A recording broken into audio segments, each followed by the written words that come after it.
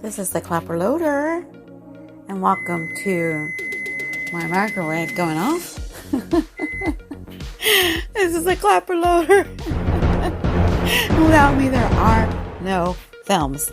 We have to just briefly talk about those two end credit scenes at the end of Ghostbusters Afterlife. I'm going to save the best for last and just go in order because the last one was the best one. But we got to see, and we don't know the context. Absolutely, spoilers. We're going to do that because I need to be fair. If you're listening and you didn't read anything about this, might have spoilers. Now you know for sure. I was telling the truth, but okay. So you have the credits going. The beautiful end credits. It was really well done. And then you have this scene start.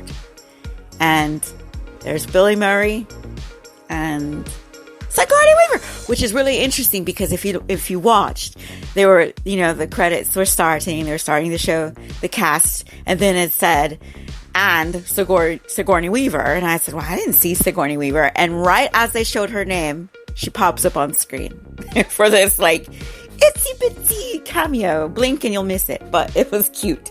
So Sigourney Weaver and Bill Murray apparently still talked over the years as their characters, Dana, and Venkman. And so Sigourney is, it's so funny.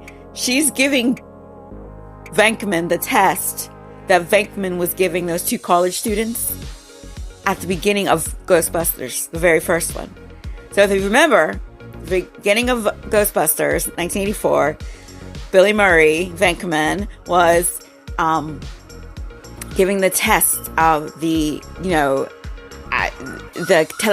telekinesis, but the mind test. Could the people see the cards? Did they know what emblems or what shapes were on the different cards? And Jennifer Runyon was the young blonde lady, and I don't know the name of the gentleman, but there was this gag that Bill Murray did where he was in love, Venkman was in love with the Jennifer Runyon's character, so he wanted to go on a date with her, so he didn't shock her, because the whole point, I guess, was to test the negative effect of the shocks on the mind, and could it still, do the thing where it figures out what's on the card. So he wasn't shocking her. He was shocking the guy. And his poor little hair started standing up. I'm sure you remember this scene. So in this movie, Afterlife, Ghostbusters Afterlife, Dana is giving Venkman the test. And Venkman is saying, I know what's on the cards. And he's reading what's on the cards, 3 wavy lines. Dana's like, good. So the next card she holds up, and he's looking at the card. And she's like, what's on this card? And he says what's on the card, and she's like, I don't know how you're doing this. And Venkman's like, yeah, you help my psychic ability so much, And she's like, wait a minute, you've marked the cards?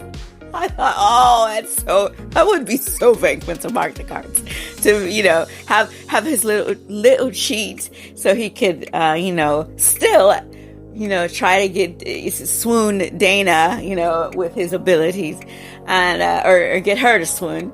And so, she shocks him, and she's like, wow, this works really good. It's just a cute little scene between two characters that, obviously we've missed over the years on screen together. And it was nice having them in their reunion scene. Now, a reunion scene for us, we don't know what they've been doing on their own in their own little universe, but it was nice to see that. So, second scene, there's a bit more music. Of course, the credits, the music. And by the way, can I give a shout out? I believe it was Elmer Bernstein who did the score for Ghostbusters. I believe I'm correct. And can we just give...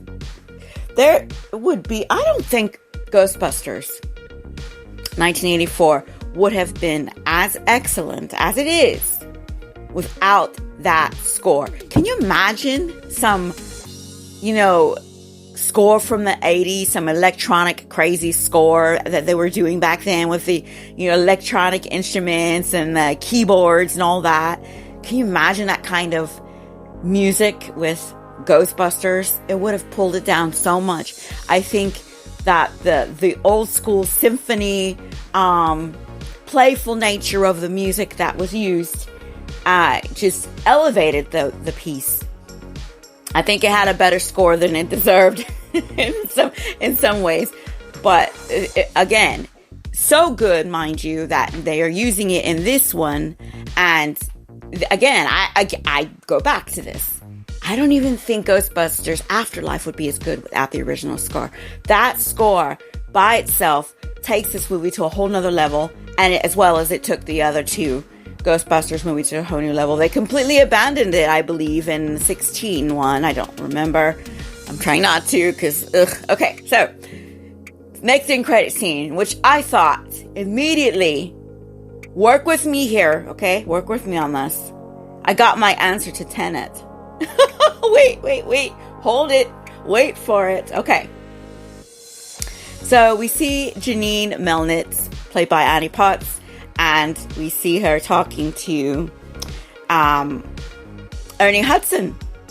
And he is sitting at a desk, and there's like little flashes of him in different places. So he's at the old building where he is at the old fire station where they, of course, originated Ghostbusters and where Janine used to work with them. And Janine and he are having just this wonderful conversation in the present. He's sitting in his office, this lush office. I couldn't remember. There was like this blue hue to most things, but it was a nice color blue, and it really worked well with Ernie Hudson's complexion. He looked so handsome, and he's like, I just had the tools and the talent. Remember the line? And then he's like, I was just looking for a paycheck. Well, payday came for him over and over and over again. He is the only member of the Ghostbusters that is like above successful. And, obviously he had some empathy for the guys because he's been helping Ray all this time secretly, paying the rent on his store that, obviously is not making the money that it needs to make, probably in New York to pay the rent. I'm guessing the store is in New York. And so, here he is paying the rent all this time for Stan's store, Ray's Occult. And he's doing all of these, nice things for people and trying to be kind of, helpful behind the scenes. But we find out that he's actually like very, very, very wealthy. So he came from the bottom, he was the last Ghostbuster, basically just trying to pay his rent, get the money that he needed to take care of his family. I'm guessing family, or just himself, or just to make it, not be homeless. And then he went from the last Ghostbuster to the top. He's on top. He's the most successful of the Ghostbusters there is. Now, why do we even bring up Tenet? Okay? Because, in my opinion, Ernie Hudson's character is the future protagonist. Did you see that? For all of you fans of Tenet like I am, you might put that together and go, think of it. But I do that for fun though, actually. Obviously those two are not connected, but man, it certainly made sense to me when I kept thinking, well, what would the protagonist in Tenet look like in the future? It would be Ernie Hudson. And now that Ernie Hudson's character has all of these resources, financial and otherwise, it makes sense. So it kind of helps me visualize what the protagonist in the future would look like. So yeah, that was kind of interesting little, like my mind went straight to Tenet as soon as I saw him at the desk. I was like, Tenet, look at, that's him. But nonetheless, so we've got Ernie Hudson's character, and he's wealthy, and he's helping out Ray, and he's still in touch, and he's, obviously sad by losing Egon. And I'm not sure if Venkman and he would stay in touch. You know, they kind of started falling apart in part 2, Ghostbusters 2. But the fact that he is wealthy can take this franchise to new heights. And that scene was better than any end credit scene I've seen this year. And if we get the right people in place for the next Ghostbusters, because I would be sad if they didn't continue this. It's worth continuing if you get the right people. And to be honest with you, I think that the right people are the people that had things to do with the originals, including the director, Ivan Reitman. I think he needs to stay on board. There's just an old school sensibility that he has that's not present in a lot of current directors. And that's why I think he was watching his son very closely, because you've got to walk that line between, us. I guess he would be considered a boomer, but that generation and then my generation, which would be Gen X, and then you have to walk that thin line to please all of the audiences, including the millennials and Gen Y and all of that. So you've got to pull someone old school on board. It can't just all be new blood. And this is what made Ghostbusters Afterlife work. And I'm listening to these people on YouTube do all of these lives, and they chat together, and they're like, I was crying at the end and all of that, and it was great. And to be honest with you, I know I said in my review it was a very cute movie, but of all the movies that I've watched this year, I've had YouTube pop up, oh, you can pre-order this movie. This would be one I would actually pre-order. I really liked it. It was a cute movie. And although there is a death at the end, there's death all over the movie, but I mean, there was enough there that I would watch it repeatedly, like I watched the other two.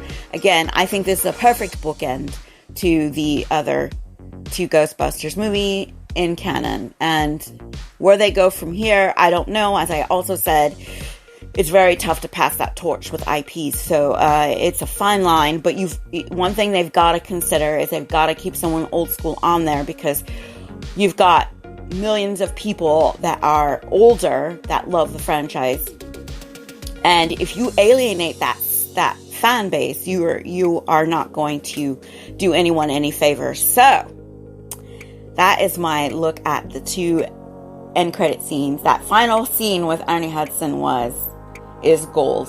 One of the best of the year. I hope we see Ghostbusters Afterlife really soon. Let me know if you're going to pre-order. I am.